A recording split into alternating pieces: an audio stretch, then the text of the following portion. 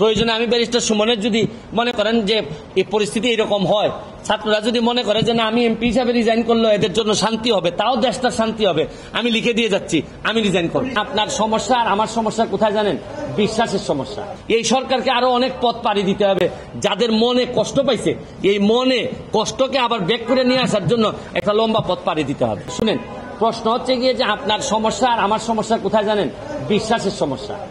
আপনার যদি বিশ্বাস থাকে কোন সংগঠনের প্রতি, প্রতিষ্ঠানের প্রতি, তা আপনি তো এখানে চা খাইতে যেতে পারেন। আমি তো যাই ডিবি অফিসে যাই, কিন্তু ডিবি অফিসে চা খাইতে গেলে আমারও মনে হয় মাঝে মধ্যে একটা মানুষের ভয় আছে যে ডিবি অফিসে চা খাইতে গেলে মনে হয় কি না কি করে। আর আমাদের এই ট্রেডিশন আছে, কেউ চা খাইতে দাওয়াত দিলেই মানুষ ভয় পায়, মনে করে যে চা খাইতে দাওয়াত দেয় না জানি কি করে, নিরাপত্তার অভাবে। না না, বিষয়টা হচ্ছে গিয়ে তারা যারা বেরোয় আসছে একমাত্র তারাই বলতে পারবে যে এটা কতটা অ্যাপ্রোপ্রিয়েট ছিল। এইটাই তো আমি বললাম যে আপনাদের ছাত্রলীগের যারা ভুয়া ভুয়া বলছেন, তারা নিজের লোকই তো ভুয়া ভুয়া বলছেন। এবং আরো শুধু ভুয়া বিষয় না, বা ধরেন ছাত্রলীগের যারা ভুয়া না বলে যদি তার প্রশংসা করতো, তাতেও তো দায় এড়ানো যাবে না। যাদের যাদের দায় আছে, ছাত্রলীগ ভুয়া বলছে এই কারণে যে দায় বাড়ছে তা না, প্রকৃত অর্থে তার যদি এই ব্যর্থতায় কোনো দায় থেকে থাকে বা যাদের আছে, তাদেরকে আমি মাননীয় প্রধানমন্ত্রীকে বলবো এই দেশের স্বার্থে, জনগণের স্বার্থে, এই যারা কোমলমতি ছাত্রদের স্বার্থে, তাদের পরিবারের স্বার্থে, তাদের পরিবারের মানসিক শান্তির স্বার্থে এই কিছু লোককে সরাই দিলে আমার কাছে মনে হয় আন্দোলনটা অনেকাংশে কমে যাবে বলে আমার বিশ্বাস। আর শুধু আন্দোলন কমলেও তো হবে না, এই সরকারকে আরো অনেক পথ পাড়ি দিতে হবে।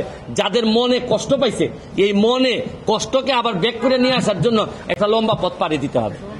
এখন যারা মাঠে আন্দোলন করছে তারা বলছে যে সাধারণ শিক্ষার্থীদেরকে তুলে নেওয়া বিভিন্ন জায়গা থেকে, এই কারণেই তারা আন্দোলন করছে, তাদের মুক্তির আন্দোলন করছে।